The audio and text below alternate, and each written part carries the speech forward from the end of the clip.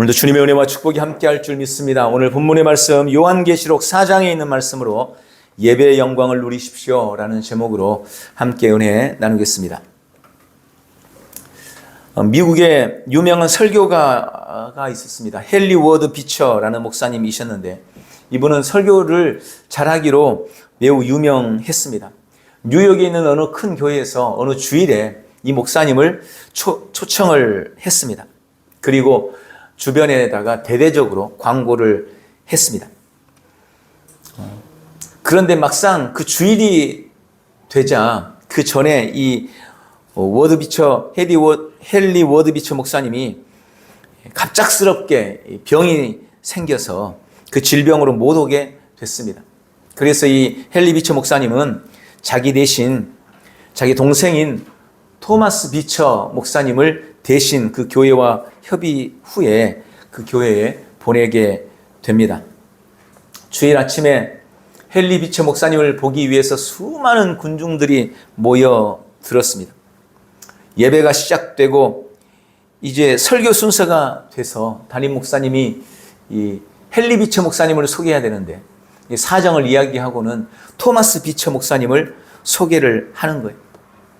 그러니까 헨리 비처 목사님이 오시기를 기대했던 수많은 사람들이 여기저기서 웅성웅성 거리더니 몇몇 사람은 일어나서 자리를 뜨기도 했습니다. 그런 모습을 지켜보고 있던 이 토마스 비처 목사님이 유명한 말로 설교를 시작했습니다. 저의 형님이 갑작스러운 질고로 오늘 이 예배에 참석하지 못한 것을 제가 대신 사과드립니다. 그러나 오늘 저는 특별한 광고를 드리고 말씀을 증거할까 합니다. 지금 예배 중간에 일어나거나 혹은 그 외에도 헨리 비처 목사님을 예배하기 위해서 이 자리에 오신 분들이 있다면 그분들은 지금 다 일어나셔서 퇴장해 주시기 바랍니다. 오늘 이 자리는 헨리 비처를 예배하기 위한 자리가 아니고 하나님을 예배하는 자리입니다. 그러므로 하나님을 예배할 사람들만 남아 계시고 헨리 비처 목사님을 예배하기 위해서 오신 분들은 지금 다 일어나셔서 나가 주십시오. 이렇게 광고를 했다는 것입니다. 장례는 조용해졌고 그날의 예배에 특별한 성령의 기름 부음이 있었다고 알려집니다. 여러분, 성도에게 있어서 예배는 필수입니다. 내가 예수님을 믿는다라는 말은 교회 다닌다는 말이에요. 그리고 교회 다닌다라는 말은 내가 예배한다는 말입니다. 이 말에 의의를 제기해서는 안 됩니다. 물론 지금도 많은 사람들이 가난한 성도죠. 가난한 성도. 반대로 안 나가 성도. 교회는 안 나가. 그러나 나는 성도야. 이러면서 온라인을 통해서 예배하는 사람들도 지금 예전보다 훨씬 더 많아졌다는 것을 알고 있습니다. 그러나 그럼에도 불구하고 저는 분명히 말씀드릴 수 있습니다. 예수 믿는다는 것은 교회 다닌다는 이야기입니다. 그리고 교회 다닌다는 말은 예배한다는 이야기입니다. 예배가 뭘까요? 우리 그리스도인들이 왜 주일마다 공예배에 참여하고 이것을 이렇게 중요하게 이야기하는 걸까요? 저는 오늘부터 한 2달 정도 거듭난 성도의 예배 생활에 대해서 함께 은혜를 나누려고 합니다. 그래서 제가 주제를 어떻게 정할까 고민을 하다가 슬기로운 예배 생활 이렇게 잡았어요. 슬기로운 예배 생활. 슬례생. 슬례생. 그래서 오늘은 그 첫 번째 시간으로 예배의 영광을 누리십시오라는 제목으로 함께 은혜를 나누려고 합니다. 오늘 말씀을 통해서 예배에 대한 여러 궁금증들이 해소가 되고 예배의 중요성을 다시 한번 새롭게 발견하고 깨닫고 인식하는 복되고 귀한 시간 되시기를 바랍니다. 우리가 예배에 대해서 바르게 인식할 때 예배의 영광이 나타날 줄 믿습니다. 먼저 우리가 기억해야 될 것은 하나님은 우리가 우리의 삶에서 예배의 영광을 누리기를 원하신다는 것입니다. 주님은 우리가 이 땅에서 예배의 영광을 누리는 그런 삶을 살기를 원하십니다. 오늘 본문 요한계시록 4장 5장은 하늘나라에서 진행되는 예배의 광경을 잘 보여주고 있습니다. 그래서 많은 성경에 보면 아마 여러분이 가진 성경도 그럴 거예요. 4장에 보면 제목이 그렇게 붙어 있어요. 하늘의 예배. 4장은 하늘의 예배를 보여주고 있습니다. 우리는 이 말씀 속에서 예배의 영광을 찾아볼 수 있습니다. 세계 개신교사에 큰 영향력을 미쳤던 에이든 윌슨 토저는 그런 말을 했습니다. 그리스도인의 모든 실패는 예배의 영광을 경험하지 못한 데서 기인한다. 여러분, 그리스도인의 모든 실패는 예배의 영광을 경험하지 못한 데서 기인한다. 매주일 드려지는 예배를 통해 우리가 예배의 영광을 누리지 못한다면 그는 신앙에 실패할 수밖에 없는 것입니다. 왜 그런지 오늘 말씀을 듣는 중에 발견해 나가게 될 것입니다. 여러분, 우리가 예배의 영광을 누리고 예배의 영광을 삶에 나타내기 위해서는 먼저 예배에 대해서 바르게 정의할 수 있어야 합니다. 예배가 무엇인지 우리가 분명하게 인식해야 되는 겁니다. 그래서 오늘 예배가 도대체 뭔가 몇 가지로 말씀을 드리려고 합니다. 먼저 첫 번째로 예배는 하나님의 임재를 경험하는 사건입니다. 여러분, 예배는 하나님의 임재를 경험하는 것입니다. 좀 지난 일이긴 하지만 제가 소망의 기도를 인도한 지가 한 10년이 됐더라고요. 10년이 넘었더라고요. 근데 제가 소망의 기도 인도하기 전에 극동방송에서 이 조이넷이라 그래서 전화 상담을 한 1년가량 했었어요.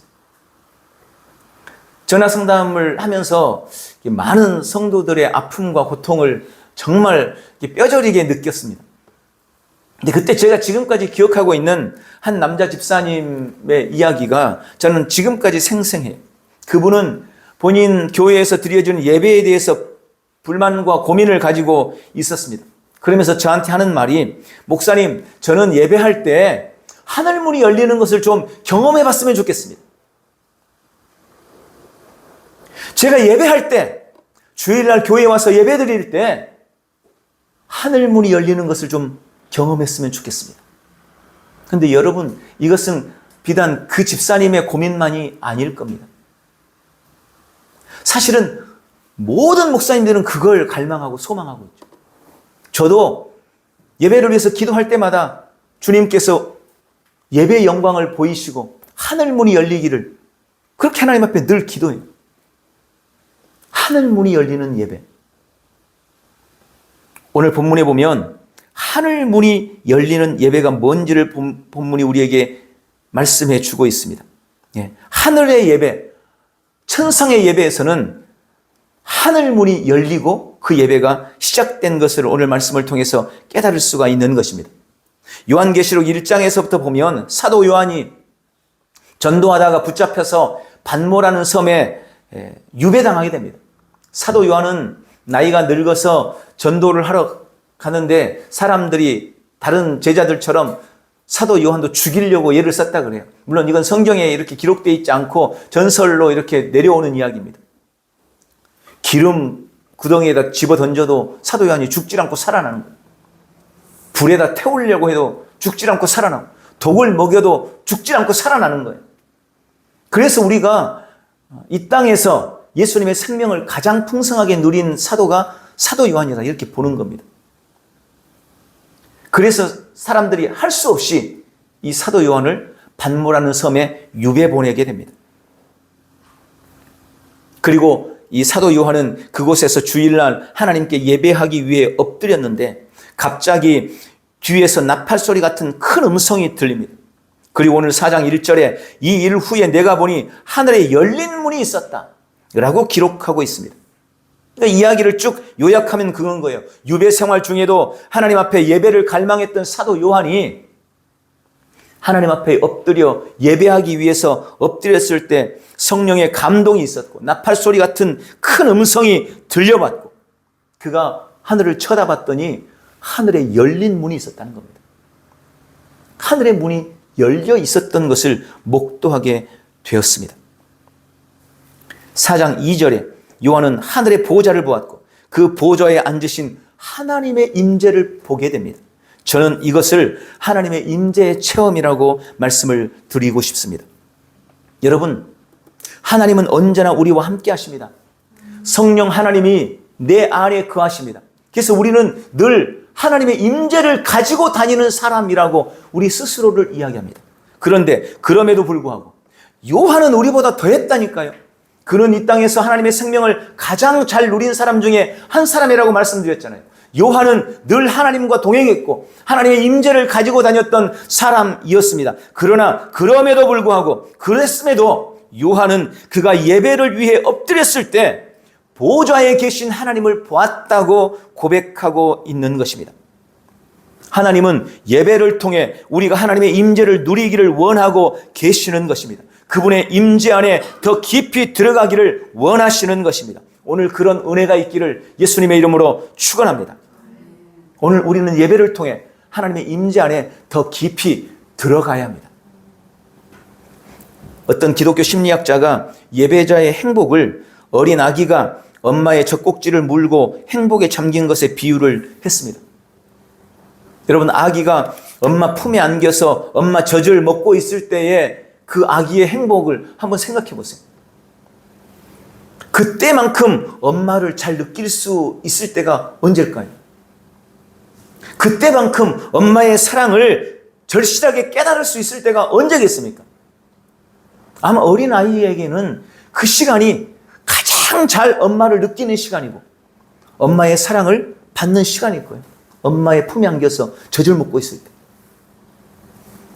그 어린아이의 행복이 모든 예배자의 행복이어야 한다라고 이야기하는 것입니다. 그와 같은 하나님의 임재의 누림, 그것이 바로 예배를 통해서 우리 주님께서 우리에게 주시기를 원하시는 영광이며 누림인 것을 믿으시기 바랍니다.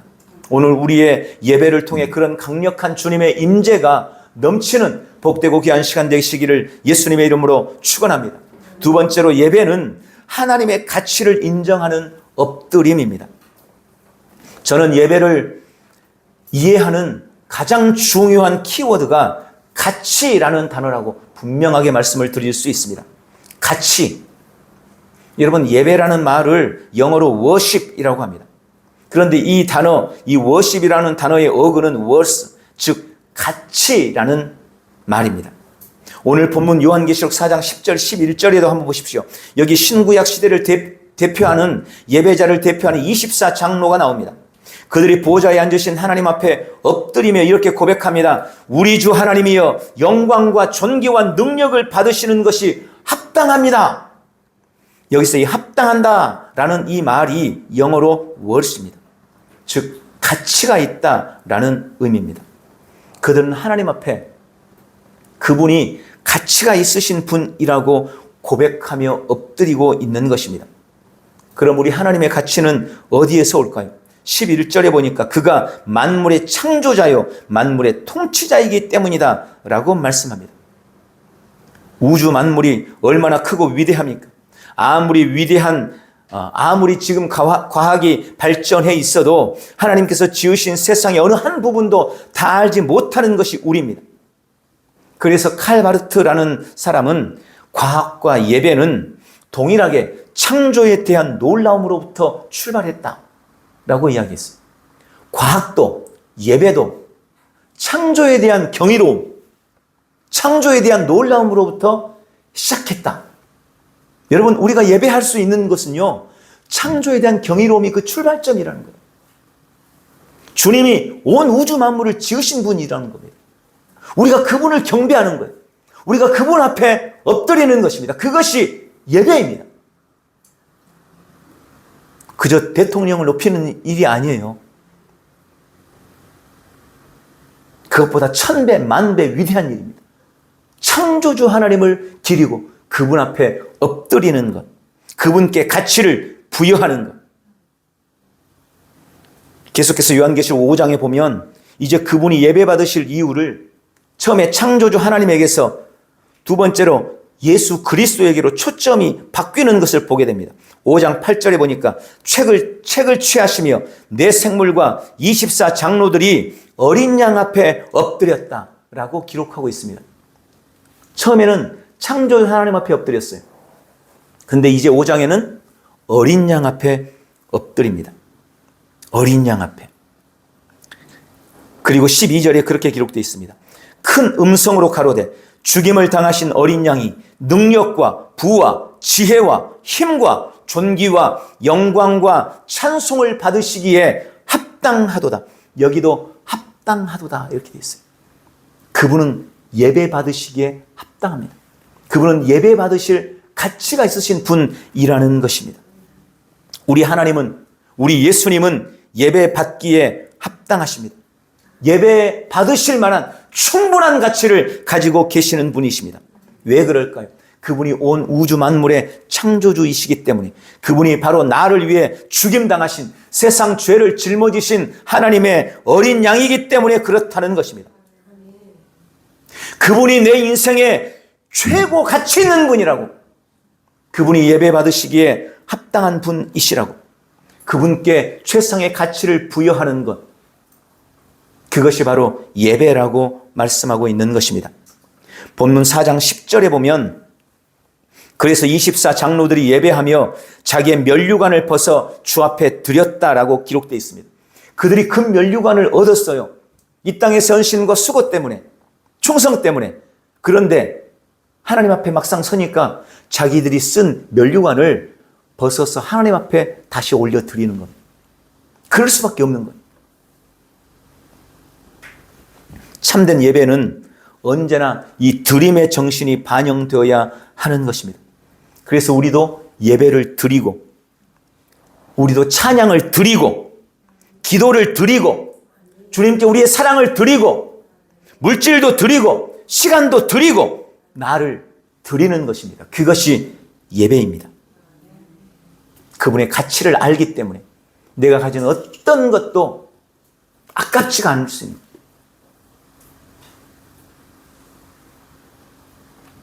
그런 예배의 영광을 오늘 누리게 되시기를 예수님의 이름으로 축원합니다. 세 번째로, 예배는 하나님의 성품을 닮아가는 특권입니다. 본문 4절에 또 보좌에 둘러 24 보좌들이 있고 그 보좌들 위에 24 장로들이 흰옷을 입고 머리에 금 면류관을 쓰고 앉았다라고 기록합니다. 여기 24 장로들은 아까도 말씀드린 것처럼 구약과 신약의 예배를 대표하는 사람들입니다. 신구약 성도를 의미하는 것으로 봅니다. 그런데 그들을 묘사하는 두 가지 특성이 나오는데, 첫 번째, 그들은 흰옷을 입었다. 두 번째, 그들은 금 면류관을 썼다는 것입니다. 주석가들은 이 흰옷을 입었다는 의미를 그들이 거룩해졌다라는 의미로 보고, 금 면류관을 썼다는 것은 그들이 영화롭게 되었다라는 것으로 봅니다. 그리고 이 두 가지 특성, 거룩하고 영화로운 것은 하나님의 품성이며 하나님의 속성이기도 합니다. 여러분, 하나님은 거룩하시고 영화로우신 분이십니다. 그런데 본문에 24 장로들이 이 두 가지 품성을 가진 자로 등장하는 것입니다. 여러분, 우리는 그리스도 안에서 거듭날 때 하나님의 생명과 본성으로 거듭났습니다. 하나님의 성품과 하나님의 특성을 가진 하나님과 같은 종류가 된 것입니다. 그것이 우리가 가진 생명, 우리가 영생을 소유했다, 내가 영생을 누린다라는 의미입니다. 나는 하나님과 같은 종류가 됐다라는 그런 의미인 것입니다. 그런데 내 안에 그런 하나님과 동일한 성품, 동일한 본성, 동일한 생명, 동일한 품성을 가지고 있음에도 불구하고 실제 우리의 삶에서는 그러한 하나님의 성품과 특성을 잘 나타내지를 못합니다.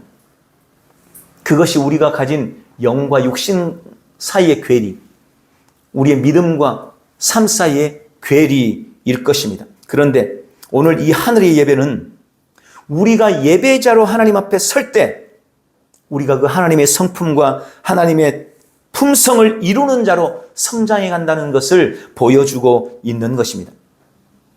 내 안에 가득한 하나님의 거룩함, 주님의 거룩함을 내 삶에 드러내고 나타나기 위해서 필수가 뭐냐? 그것이 예배라고 말씀하고 있는 것입니다. 여러분, 그게 예배입니다. 우리는 예배를 통해서 하나님의 성품을 닮아가는 자로 성장해 나아가는 것입니다. 그런 은혜와 복을 누리게 되시기를 예수님의 이름으로 축원합니다. 그리고 마지막 네 번째로, 예배는 하나님의 인도를 경험하는 축복입니다. 요한계시록 5장 14절에 보면 하늘의 예배가 드디어 끝이 납니다. 마무리가 됩니다. 그 예배는 아멘으로 마무리가 돼요. 그러나 그것으로 모든 예배가 끝났다는 말은 아닙니다. 요한계시록 4장 5장에서 하나님은 사도 요한에게 하늘의 예배를 보여주시고 그가 예배자로 서게 하십니다. 그런데 요한계시록 6장에 보면 주님은 요한에게 다시 지상의 광경들을 보게 하십니다. 7 봉인을 했는데 그 7 봉인이 하나씩 뜯어질 때마다, 그 봉인이 풀릴 때마다 전쟁으로 가득한 세상이 보여집니다. 기근으로 가득한 세상이 보입니다. 질병으로 가득한 세상이 보입니다. 온갖 고통과 아픔으로 점철된 세상, 가득한 세상을 하나님께서 보여주십니다. 그것이 우리에게 주는 계시가 뭘까요?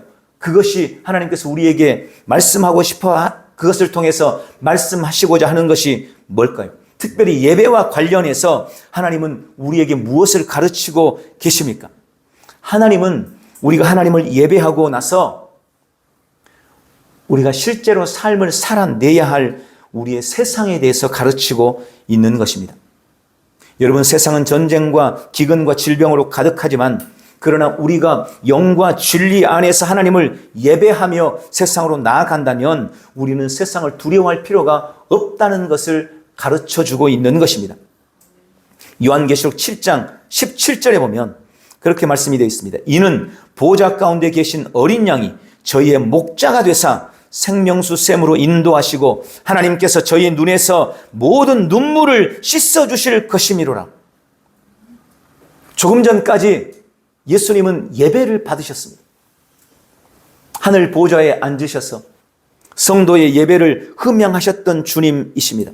그런데 조금 전까지 그렇게 보좌에 앉으셔서 예배를 받으셨던 어린 양 예수님께서 오늘 7장에 보니까 이제 목자가 되셔서 거친 세상 길을 걷는 우리 곁에 계시면서 우리의 눈물을 씻어주시고 우리를 생명수 샘물로 인도해 주신다고 말씀하고 계시는 것입니다. 주님은 그저 보좌에 앉으셔서 우리의 예배를 받기만 하시는 분이 아니라는 것을 보여줍니다. 주님은 그냥 우리의 찬송과 우리의 기도를 받기만 하는 분이 아니시라는 것을 말씀하고 있는 것입니다. 주님은 우리의 예배를 흠양하시고 예배한 우리를 인도하기 위해, 예배한 우리를 이끄시고 우리를 축복의 길로 인도하시기 위해 이제 목자로서 우리와 함께 가시면서 우리를 이끌어 가시는 분이심을 보여주고 있는 것입니다. 여러분, 우리가 주일날 공예배에 함께 참여해서 예배 드리고 예배가 끝난 뒤 세상으로 나아갈 때 예수님께서 우리의 손을 붙들고 문제와 갈등이 있는 우리 가정으로, 문제 있는 우리 세상으로, 광야와 같은 우리의 삶의 자리로 주님이 내 손을 붙들고 함께 나아가 주신다고 말씀하고 계시는 것입니다.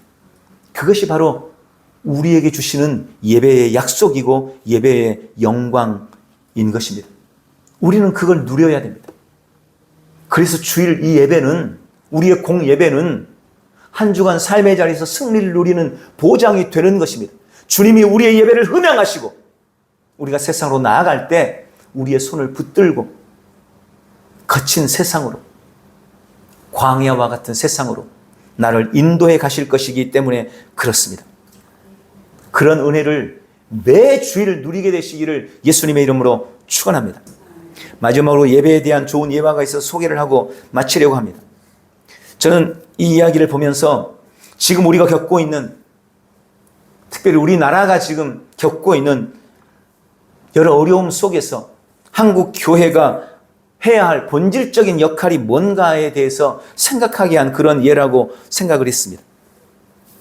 세계 제2차 대전이 발발했을 때 영국의 국민들은 극심한 절망과 불안에 빠졌습니다. 두려움에 사로잡혔습니다. 전쟁에는 승산이 없어 보였고 독일군이 그들을 점령하는 것은 시간 문제로 예측되고 있었습니다.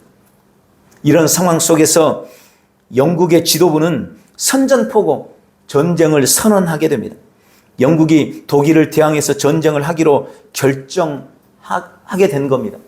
그리고 그때 유명한 그 수상 총리, 영국의 총리가 처칠입니다. 처칠경. 이 윈스턴 처칠은 그렇게 선전포고를 하고 난 뒤 당시 성공회 존경받는 주교였던 윌리엄 템플 주교에게 대국민 연설을 해달라고 부탁을 합니다. 자기가 해도 될 텐데 성공회에 영국의 국교는 성공회예요. 우리나라도 성공회가 있습니다. 성공회 주요 카톨릭이 아니에요. 천주교하고 다른 겁니다. 이 성공회의 주교였던 윌리엄 템플에게 연설을 부탁을 했어요. 그날 윌리엄 템플은 이렇게 연설을 시작했다고 합니다. 대영국 제국의 국민 여러분, 지금은 우리가 하나님을 예배할 때입니다.